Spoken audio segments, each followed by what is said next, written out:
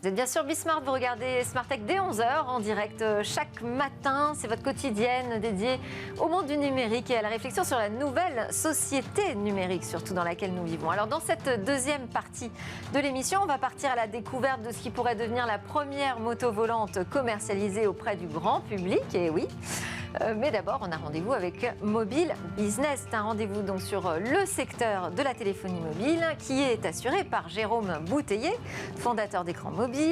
Bonjour Jérôme. Bonjour Delphine. Alors, vous, ce qui vous travaille en ce moment, c'est le mobile. Aurait-il raté son rendez-vous avec le web ? Effectivement, on peut se poser la question parce que nous avons très discrètement célébré cet été les 30 ans du World Wide Web. C'est en effet le 6 août 1991 qu'un certain Tim Berners-Lee, dont vous parlez régulièrement, alors ingénieur informaticien au sein du CERN, le Centre européen de recherche nucléaire à la frontière franco-suisse, va dévoiler un ensemble de technologies comme le HTTP, le HTML, mais également les premiers serveurs et navigateurs web. Et toutes ces technologies open source, encadrées par le World Wide Web Consortium, que va aussi créé Tim Berners-Lee, vont permettre de créer une toile de documents avec des fameux liens hypertextes, une toile qu'on va donc baptiser le World Wide Web et qui va se déployer tout au long des années 90 en créant d'innombrables startups. On peut citer Netscape, Yahoo ou bien évidemment Google. Et donc une toile pas forcément au départ optimisée pour le mobile. Et non, dans les années 90, le mobile est encore balbutiant et le World Wide Web s'adresse en premier lieu aux ordinateurs. La première machine connectée au web, c'est une machine Nextstep. Vous savez, cette marque d'ordinateur créée par Steve Jobs lorsqu'il s'était fait virer d'Apple. Et il faudra attendre 1993 pour que les premiers ordinateurs, les PC, les Mac, puissent se connecter au web grâce au navigateur Mosaic. Mais à l'époque, les navigateurs sont trop gourmands pour les premiers smartphones. Et des acteurs de l'industrie de la téléphonie vont avoir l'idée de créer donc un web optimisé pour les mobiles. Ça va être par exemple le iMode au Japon ou le WAP en Europe, aux États-Unis, avec des pages extrêmement compactes, extrêmement légères qui en général ne dépassent pas les 10 kilooctets. Mais le W3C de Tim Berners-Lee n'est pas content de ces initiatives qui contribuent à fragmenter le web entre différentes technologies incompatibles entre elles. Oui, puis de toute façon, le succès est pour le moins mitigé. Alors, le e-mode rencontre quand même un certain succès au Japon. Au Japon, oui. C'est ça, grâce au dynamisme de l'opérateur local, NTT Docomo, qui va réussir à créer un cercle vertueux. Mais effectivement, le WAP, on ne va pas se mentir, a été un échec technologique et commercial en Occident, avec clairement un business model qui était à l'époque inadapté. Donc, pendant les années 2000, le web peine à trouver sa place sur les mobiles et on va dire la rupture va arriver avec le lancement de l'iPhone en 2007, où Steve Jobs proclame la fin du baby Internet, c'est comme ça qu'il appelle le WAP, en expliquant que l'iPhone est suffisamment puissant, son navigateur Safari est suffisamment puissant pour afficher de véritables pages web. Et les années qui vont suivre sont celles du web qu'on va appeler responsive design, avec en gros une même page théoriquement qui va s'afficher sur ordinateur et sur mobile, et aussi avec le W3C qui va enfin proclamer la réunification avec un standard unique, le HTML5.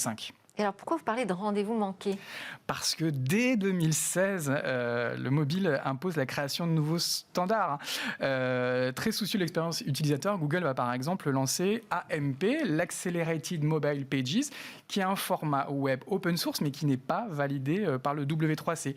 Google va aussi lancer les Progressive Web Apps, qui sont des sites web qui vont se télécharger partiellement sur le navigateur du smartphone, également pour procurer une meilleure expérience utilisateur.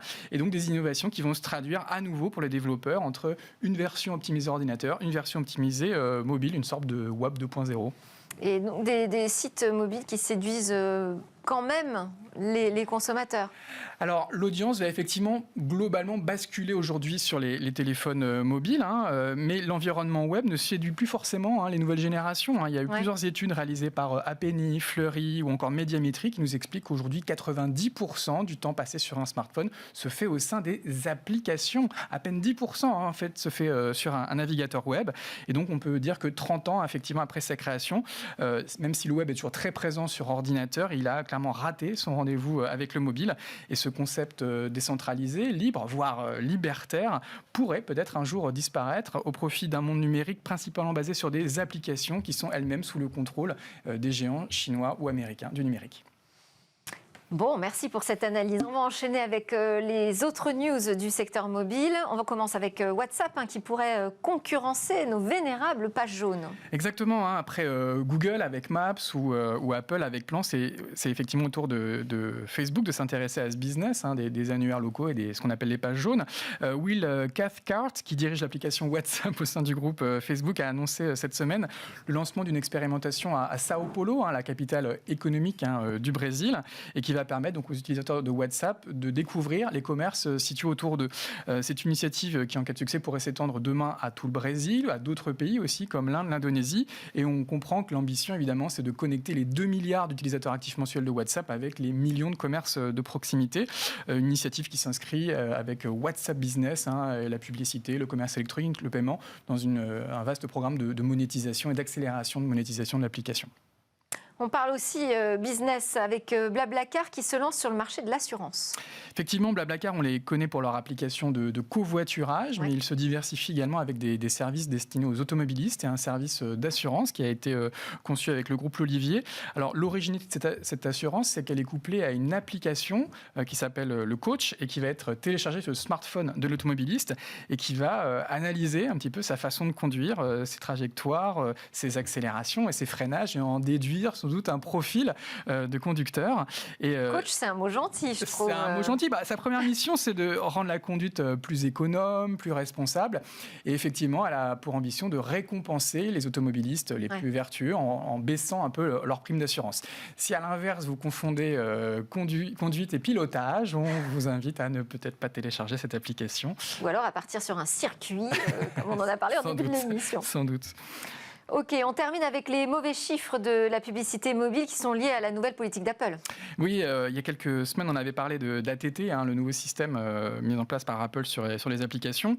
Et Remerge, qui est une plateforme publicitaire, a dévoilé de nouveaux chiffres sur le déploiement un peu de ce système et qui montre en gros que l'encadrement du suivi publicitaire individuel a un impact très négatif sur le marché.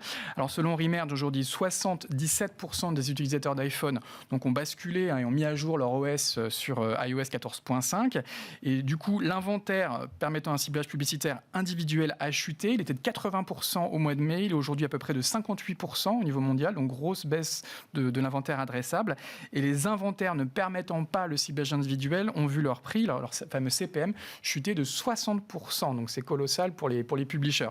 En France, mais c'est attendu. C'était redouté, on va dire. En France, la chute des prix est même évaluée à 62%, mais elle ne concerne pour le moment que 33% des inventaires publicitaires. Les Français seraient apparemment plus enclins à autoriser le suivi individuel, mais c'est quand même une situation préoccupante pour de nombreux éditeurs qui avaient fait le pari de l'écosystème Apple et d'investir dans une application pour iPhone.